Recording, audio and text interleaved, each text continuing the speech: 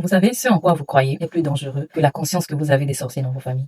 La Bible déclare qu'il n'y a plus de condamnation pour ceux qui sont en Jésus-Christ. Mais il y a beaucoup de chrétiens qui aujourd'hui, ils prient, ils servent à l'église, mais ils sont en train de vivre des limitations dans leur vie. Et on est en train de mettre ça beaucoup sur le dos du diable, mais il y a nombreux d'entre nous, d'entre les chrétiens d'aujourd'hui. Ce n'est pas vraiment une question de sorcellerie, ni d'esprit de limitation ou de quoi que ce soit. C'est plutôt un problème de mentalité. En fait, on est comme les enfants d'Israël lorsqu'ils sont sortis d'Égypte. Arrivés dans le désert, ils ont commencé à se plaindre. Ils ont commencé à penser à l'Égypte. Ils ont commencé à se dire, mais en Égypte, même si on était esclaves, mais au moins on mangeait ceci, on mangeait cela, mais ici on ne mange même pas ça. Donc pour eux, la liberté qu'ils avaient eue était moins importante que la nourriture qu'ils mangeaient là-bas. Vous voyez, c'est en fait une question de mentalité. Il y a beaucoup de difficultés que nous traversons aujourd'hui qui ne sont pas dues aux démons, mais qui sont dues à une mauvaise mentalité, une mauvaise croyance. On croit à des choses qui ne sont pas réelles en fait, à des choses qui n'existent plus. Le diable aujourd'hui est en train de mettre beaucoup de mensonges dans la tête des gens. Et on remarque, il y a beaucoup de gens qui autrefois étaient chrétiens, mais qui aujourd'hui sont soi-disant repartis dans ce que en Afrique on appelle, on parle souvent de nos ancêtres, le Dieu de nos ancêtres et tout. Chaque côté de l'Afrique a sa manière d'appeler ces choses-là. Et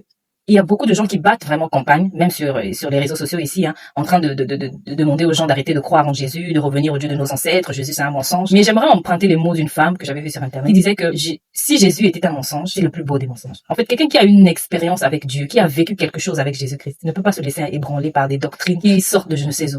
Il ne peut pas se laisser ébranler par ça.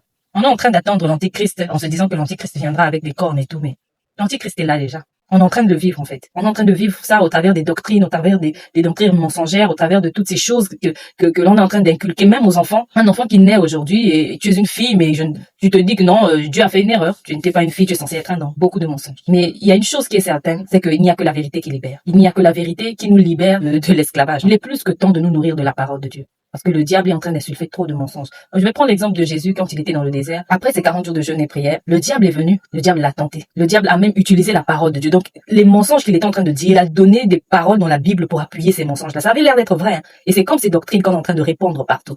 Il parle de ces doctrines et il démontre ça par c'est-à-dire il vous donne une démonstration qui vous donne l'impression que vraiment c'est la vérité. Ce qu'il dit là, il a raison. Mais Jésus a contrecarré le diable par la parole de Dieu. Par cette même parole qu'il était en train d'utiliser de la mauvaise des manières. Peuple de Dieu, levons-nous. Attachons-nous à Christ, abreuvons-nous de la parole de Dieu. Nourrissons notre esprit parce que ce vent-là qui est en train de venir, si tu n'es pas ancré dans la parole de Dieu, tu vas abandonner la foi. Tu vas abandonner la foi. Que Dieu nous aide, que Dieu nous donne la grâce de demeurer attachés à lui. Que Dieu vous bénisse.